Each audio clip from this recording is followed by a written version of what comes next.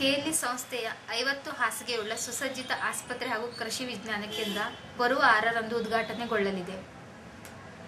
ಬೆಳಗಾವಿ ಹೊರವಲಯದ ಮತ್ತಿಕೊಪ್ಪ ಗ್ರಾಮದಲ್ಲಿ ಕೆಎಲ್ಇ ಸಂಸ್ಥೆಯ ಕೃಷಿ ವಿಜ್ಞಾನ ಕೇಂದ್ರ ಹಾಗೂ ಬೆಳಗಾವಿ ದಕ್ಷಿಣ ಕ್ಷೇತ್ರದ ಎಳ್ಳೂರು ರಸ್ತೆಯಲ್ಲಿ ಸಂಸ್ಥೆ ವತಿಯಿಂದ ಸೆಂಟರ್ನರಿ ಚಾರಿಟೇಬಲ್ ಆಸ್ಪತ್ರೆ ಉದ್ಘಾಟಿಸಲಾಗುವುದೆಂದು ಕೆಎಲ್ಇ ಸಂಸ್ಥೆ ಕಾರ್ಯಾಧ್ಯಕ್ಷ ಡಾಕ್ಟರ್ ಪ್ರಭಾಕರ್ ಕೊರೆ ತಿಳಿಸಿದರು.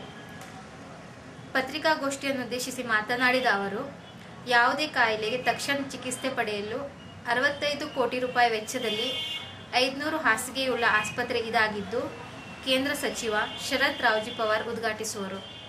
ಮುಖ್ಯ ಅತಿಥಿಗಳಾಗಿ ಕೇಂದ್ರ ಸಚಿವ ಅನಂತಕುಮಾರ್, ಕರ್ನಾಟಕ ಸರ್ಕಾರದ ಕೃಷಿ ಸಚಿವ ಶಾಮನೂರ್ ಶಿವಶಂಕರಪ್ಪ ಹಾಗೂ ವೈದ್ಯಕೀಯ ಸಚಿವ ಶರಣ್ ಪ್ರಕಾಶ್ ಪಾಟೀಲ್ ಆಗಮಿಸಲಿದ್ದು, ಸಂಸದ ಸುರೇಶ್ ಅಂಗಡಿ, ಶಾಸಕರಾದ ಸಂಭಾಜಿ ಪಾಟೀಲ್, ಸಂಜಯ್ ಪಾಟೀಲ್ ಸೇರಿದಂತೆ ಅನೇಕ ಗಣ್ಯರು ಉಪಸ್ಥಿತರಿರುವರು ಎಂದು ಅವರು ತಿಳಿಸಿದರು.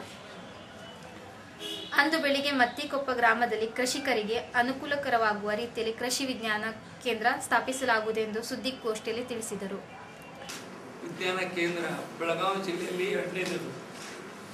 ಮೊದಲೇದು ಸುಮಾರು ನಂಗೆ 30 ವರ್ಷದಿಂದ ಗೋಕಾಕ್ ಹತ್ರ 400 ಒಳಗೆ ಆಗಿದೆ. ಅದು NGO ಮಾಡಿದ, ಪ್ರೈವೇಟ್ NGO. ಅದು ಸರಿ ಕೆಲಸ ಮಾಡಿದ್ರು ಅಂತ ತಿಳ್ಕೊಂಡು ಪ್ರತಿ ಜಿಲ್ಲೆಗೆ ಒಂದೇ ಕೊಡ್ತಾರೆ ಕೃಷಿ ವಿಜ್ಞಾನ ಕೇಂದ್ರ.